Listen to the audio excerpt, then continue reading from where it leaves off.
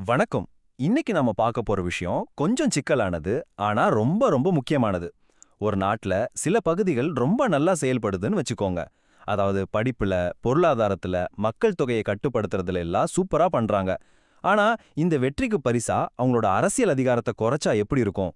ஆமாங்க, இந்தியாவுல இப்போ இதுதான் ஒரு பெரிய விவாதமா போயிட்டு இருக்கு. தென்னிந்தியா சாதிச்ச விஷயங்களே அதோட அரசியல் குரலை நெரிக்க போகுதா? வாங்க இத பத்தி விரிவாக பார்க்கலாம். இந்த கேள்விய இன்னும் நேரடியா கேட்கலாம். ஒரு மாநிலம் மக்கள் தொகையை சரியா கட்டுப்படுத்தி வளர்ச்சியில முன்னோக்கி போறதுக்காக அதோட அரசியல் பலத்தை குறைக்கிறத ஒரு தண்டனையா பார்க்க முடியுமா? இந்த ஒரு மாதிரியான கேள்வியிலிருந்து தான் நம்மளோட இந்த ஆய்வு தொடங்குது. இந்த முழு விஷயத்தையும் புரிஞ்சுக்க நாம இந்திய அரசியலமைப்பு சட்டத்துல ஒரு குறிப்பிட்ட இடத்த பார்க்கணும். ஏன்னா அது ரொம்ப சீக்கிரத்துல ஒரு பெரிய தாக்கத்தை ஏற்படுத்த போகுது. அதுதான் இந்த ஆர்டிக்கல் 82. இதோட நோக்கம் ரொம்ப சிம்பிள். ஒவ்வொரு சென்சஸ்க்கு அப்புறமும் மக்கள் தொகைக்கு ஏத்த மாதிரி நாடாளுமன்ற தொகுதிகளை மாத்தி அமைக்கணும். அப்போதான் எல்லாருக்கும் சமமான பிரதிநிதித்துவம் கிடைக்கும். ஆனா சில அரசியல் காரணங்களால பல வருஷமா இந்த சட்டத்தை அப்படியே நிறுத்தி வச்சிருந்தாங்க. இப்போ அந்த நிறுத்தி வச்சிருந்த காலம் முடிய போகுது. அந்த நிறுத்தம் முடிகிற வருஷம் தான் 2026. ஆமா, 2026க்கு அப்புறம் கிட்டத்தட்ட 1971க்கு பிறகு முதல் முறையா லேட்டஸ்ட் சென்சஸ் டேட்டாவை வச்சு இந்தியா அதோட அரசியல் வரைபடத்தை மாத்தி வரைய வாய்ப்பிருக்கு. சரி, 2026ல அப்படி என்ன பெருசா நடந்துட போதே? இங்க தாங்க முக்கியமான விஷயமே இருக்கு. கடந்த 50 வருஷத்துல இந்தியா 2 விதமா பிரிஞ்சு போயிருக்கு. அதுக்கு காரணம் இந்தியாவோட மக்கள் தொகை எல்லா இடத்துலயும் ஒரே மாதிரி அதிகரிக்கல. அதாவது கடந்த 50 வருஷத்துல பாத்தீங்கன்னா வட மாநிலங்கள்ல மக்கள் தொகை தாறுமாறா பெருகியிருக்கு. ஆனா அதுக்கு அப்படியே ஆப்போசிட்டா தென் மாநிலங்கள்ல குடும்ப கட்டுப்பாடு திட்டத்தை ஒரு சமூக இயக்கமாவே மாத்தி மக்கள் தொகை வளர்ச்சியை நல்லாமே கட்டுப்படுத்தியிருக்காங்க. இதோட விளைவு என்னவா இருக்கும்? ரொம்ப சிம்பிள். இன்னைக்கு இருக்கிற மக்கள் தொகையை வச்சு தொகுதிகளை மறுபடியும் பிரிச்சா வட இந்திய மாநிலங்களுக்கு பார்லிமெண்ட்ல நிறைய சீட் கிடைக்கும். சரி, இந்த எக்ஸ்ட்ரா சீட் எங்கிருந்து வரும்? வேற எங்கிருந்தும் இல்ல, இவ்ளோ காலமா நல்லா வளர்ந்து வந்த நம்ம தென்னிந்திய மாநிலங்கள் கிட்ட இருந்து தான் அதை எடுக்க போறாங்க. சரி, வடக்கு ஒரு பக்கமும் தெற்கு ஒரு பக்கமும் இப்படி பிரியிற அளவுக்கு என்னதான் காரணம்?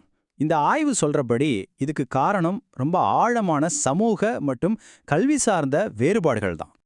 இந்த பகுப்பாய்வு படி தெற்குல இந்த மாற்றத்துக்கு 2 முக்கியமான காரணம் இருந்திருக்கு. ஒன்னு பெண் கல்வி, இன்னொன்னு இங்க நடந்த சமூக சீர்திருத்த இயக்கங்கள். இது ரெண்டும் சேர்ந்து சின்ன குடும்பம்தான் ஒரு சமூகத்தோட வளர்ச்சிக்கு நல்லதுங்கிற எண்ணத்தை மக்கள் மனசுல ஆழமா விதைச்சது. ஆனா இதுக்கு அப்படியே நேர்மாறா வடக்குல ஆணாதிக்க மனப்பான்மையும் ஆண் வாரிசு வேணுங்கிற ஆசையும் பெரிய குடும்பங்களுக்கு காரணமா இருந்துச்சு.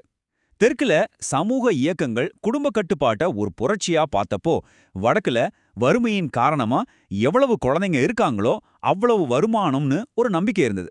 இந்த 2 வேற வேற பாதைகள் தான் இன்னைக்கு நாம பேசிட்டு இருக்கிற இந்த அரசியல் சிக்கலுக்கு அடித்தளமா இருக்கு. ஓகே, தெற்குல பெண் கல்வி ஒரு பெரிய மாற்றத்தை கொண்டு வந்துச்சுன்னு சொல்றோம். அப்போ பொதுவா இந்தியாவோட கல்வி முறை இப்போ எப்படி இருக்கு? இந்த ஆய்வு பிரச்சனையோட ஆணிவேரையே தேடி போகுது. அதாவது நம்ம நவீன கல்வி முறையே கேள்வி கேட்குது. கல்வி இப்போ வெறும் ஒரு வியாபார பொருள் மாதிரி ஆயிடுச்சுன்னு இந்த ஆய்வு சொல்லுது. அதாவது அறிவை தேடுறது போய் ஒருத்தரோட மார்க்கெட் வேல்யூ என்னன்னு முடிவு பண்ற ஒரு கருவியா கல்வி மாறிடுச்சு. நல்ல சம்பளம் வாங்குற வேலைக்கு போறது மட்டும்தான் இப்போ கல்வியோட ஒரே நோக்கமா இருக்கு. இதனால என்ன நடக்குது? இந்த கல்வி முறை கேள்வி கேட்கிற குடிமக்களை உருவாக்காம சொல்றத மட்டும் கேட்கிற படிச்ச வேலையாட்களை உருவாக்குது. இவங்களால நல்ல சம்பளத்துக்கு வேலைக்கு போக முடியுமே தவிர அதிகாரத்தை எதிர்த்து கேள்வி கேட்க முடியாது. சரி, கேள்வி கேட்காத ஒரு தலைமுறையை உருவாக்குற கல்வி முறைக்கும் 2026ல வரப்போற அரசியல் நெருக்கடிக்கும் என்னங்க சம்பந்தம்? இங்க தான் தென்னிந்திய மாநிலங்கள் நாங்க நல்லா செஞ்சதுக்கே எங்களுக்கு தண்டனையா அப்படின்னு நினைக்கிற மாதிரி ஒரு அநீதியான உணர்வு வருது. இந்த முழு பிரச்சனையும் ஒரு குடும்ப கதையா சொன்னா உங்களுக்கு இன்னும் நல்லா புரியும். இப்போ தென் மாநிலங்கள ஒரு பொறுப்பான மூத்த அண்ணன்னு வச்சுக்கோங்க. நல்லா கஷ்டப்பட்டு உழைச்சு 2 குழந்தைங்கள நல்லா படிக்க வச்சு சொத்தையெல்லாம் காப்பாத்தி வச்சிருக்காரு. வட மாநிலங்கள கொஞ்சம் பொறுப்பில்லாத இளைய தம்பின்னு வச்சுப்போம். அவருக்கும் நிறைய குழந்தைங்க. இப்போ குடும்ப சொத்தை, அதாவது நம்ம அரசியல் அதிகாரத்தை பிரிக்கிற நேரம் வருது. அப்போ இளைய தம்பிக்கு நிறைய குழந்தைங்க இருக்காங்கன்னு சொல்லி மூத்த அண்ணனோட சொத்துல ஒரு பங்கு எடுத்து அவனுக்கு கொடுக்கறது எந்த விதத்துலங்க நியாயம்? இதுதான் இங்க நடக்க போகுதுன்னு சொல்லப்படுது. இதோட அரசியல் விளைவு என்னன்னு பார்த்தா ரொம்ப தெளிவா புரியும். பார்லிமெண்ட்ல தென்னிந்தியா எம்பிக்களோட எண்ணிக்கை குறைஞ்சா அவங்களோட குரலுக்கு மதிப்பு இல்லாம போயிடும். தேசிய அளவுல எடுக்கப்படுற முடிவுகள்ல அவங்களால எந்த தாக்கத்தையும் ஏற்படுத்த முடியாது. வெறும் டம்மி பீஸா மாறிடுவாங்கன்னு ஒரு பயம் இருக்கு. இது வெறும் சீட் கணக்கு கிடையாது. இது இந்தியாவோட ஆன்மாவான கூட்டாட்சி தத்துவத்துக்கே வர்ற ஒரு பெரிய ஆபத்து. வெவ்வேறு மொழி, கலாச்சாரம், பொருளாதாரம்னு இருக்கிற மாநிலங்கள் வெறும் எண்களை வச்சு அடக்கி ஆளப்படக்கூடாது. எல்லாரும் சமமான பார்ட்னர்ஸா இருக்கணும். அந்த அடிப்படை நோக்கமே இப்ப கேள்விக்குள்ளா இருக்கு.